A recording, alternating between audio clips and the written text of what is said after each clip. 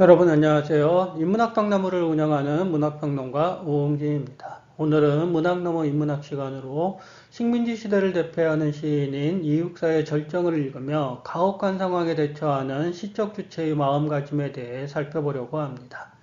사방이 서리빨 칼날로 이루어진 고원에서 시인은 정신세계로 들어가는 모험을 감행합니다. 몸으로는 이겨내기 힘든 상황을 정신적인 차원으로 이겨내려고 하는 것이지요.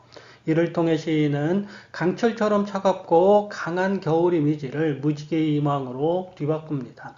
현실과 상관없는 일이 아니냐고요? 정말로 그렇게 생각하세요? 마음속 희망 없이 어떻게 지금과는 다른 미래를 꿈꿀 수 있을까요? 이육사 이시를 읽으며 희망이란 무엇인지 다시금 생각해 보기 바랍니다. 시 한번 읽어보겠습니다. 매운 계절에 채찍에 갈겨 마침내 북방으로 휩쓸려 오다. 하늘도 그만 지쳐 끝난 고원 서리빨 칼날진 그 위에 서다. 어디다 무릎을 꿇어야 하나 한 발 제겨 디딜 곳조차 없다. 이러매 눈 감아 생각해 볼 밖에 겨울은 강철로 된 무지개인가 보다. 절정은 최고의 상태나 경지를 의미합니다. 시인은 어떤 상황을 이러한 절정의 맥락으로 이해하고 있는 것일까요? 시인은 이 시의 일련에서 매운 계절을 이야기하고 있습니다. 매운 계절은 말 그대로 차가운 바람이 부는 겨울입니다. 이런 시기에 이 시의 화자는 채찍에 이끌려 북방까지 휩쓸려 갑니다. 겨울에 맞는 채찍입니다. 가뜩이나 온몸에 채찍이 날카로운 소리를 내며 떨어져 내립니다. 몸이 남아날 리가 없습니다. 거기다 겨울입니다. 고통이 최고조에 이르는 상태를 시인은 이렇게 표현하고 있습니다. 북방으로 내쫓긴 시인은 하늘도 그만 지쳐 끝난 고원에 이릅니다. 하늘도 그만 지쳐 끝난 고원이니 하늘이 곧 고원이라고 말해도 됩니다. 어쨌든 저 높은 하늘까지 내쫓긴 상황입니다. 그곳을 시인은 서리빨 칼날진 그 위로 표현하고 있습니다. 서리빨처럼 날카롭게 빛나는 칼날 위에 서 있으니 얼마나 고통스러울까요? 차라리 죽는 게 나을지도 모릅니다. 신들린 무당이라고 해도 이런 곳에서 살아남기가 힘듭니다. 고통의 극한입니다. 어떻게 해야 할까요? 아무리 생각해도 벗어날 방법이 생각나지 않습니다. 서리빨 칼날진 그 위에 서 있을 밖에는 다른 생각이 나지 않습니다. 이 시의 3년에 드러나는 대로 시인은 한 발 제겨 디딜 곳조차 없는 곳에 서 있습니다. 무릎을 꿇을 수도 없습니다. 무릎을 꿇으면 서리빨 칼날이 기다렸다는 듯 무릎 속으로 파고들 것입니다. 이럴 수도 저럴 수도 없으니 그냥 그대로 서 있어야 합니다. 그런데 이렇게 서 있으면 되는 것일까요? 하늘도 지쳐 끝난 고원에 서리빨 칼날이 드리워져 있습니다. 한 발 디딜 쫓아 없는 그곳에 어떻게 서 있을 수 있을까요? 그렇다고 그와 맞서 싸우기도 힘듭니다. 발 하나 움직일 수 없는 사람이 무엇을 들고 그와 맞설까요? 꼼짝 않고 서 있으면 목숨 하나는 건질 수 있을 것 같습니다. 하지만 그게 사는 것인가요? 서서 느껴야 하는 고통은 차치하더라도 아무 생각 없이 사는 상황이 시인은 전혀 마음에 들지 않습니다. 극한까지 왔습니다. 이보다 더한 것은 죽음밖에 없습니다. 그러니 무엇이든 해야 합니다.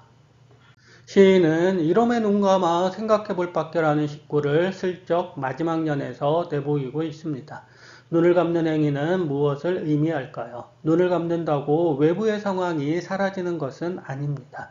그러니 시인이 눈을 감는 걸 외부와 단절하려는 의지로 해석하기는 힘듭니다. 일단 시인이 눈을 감고 무엇을 하는지 들여다보지요. 그는 겨울은 강철로 된 무지개인가 보다라는 생각을 눈을 감은 채 떠올리고 있습니다.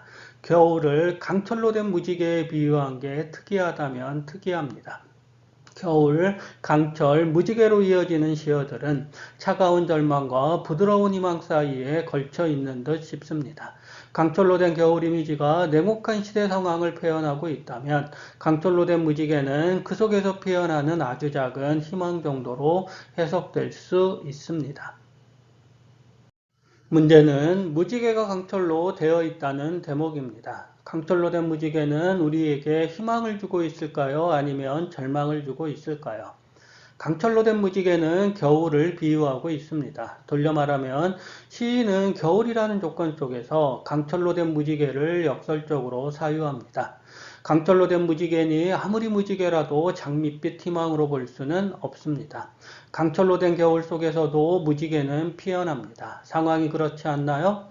북방구원으로 내쫓긴 시인은 지금 눈을 감고 상상에 빠져 있습니다.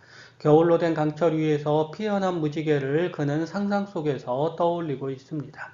시인은 그만큼 절망 속에 갇혀 있는 것입니다. 현실적으로는 보이지 않는 길을 시인은 상상 속에서라도 찾아내려 합니다.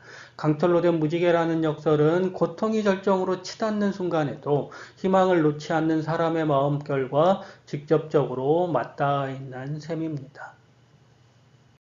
또 다른 작품인 광야에 나타나는 대로 이육사는 눈이 내리는 겨울에도 가난한 노래의 시를 뿌리려 했습니다.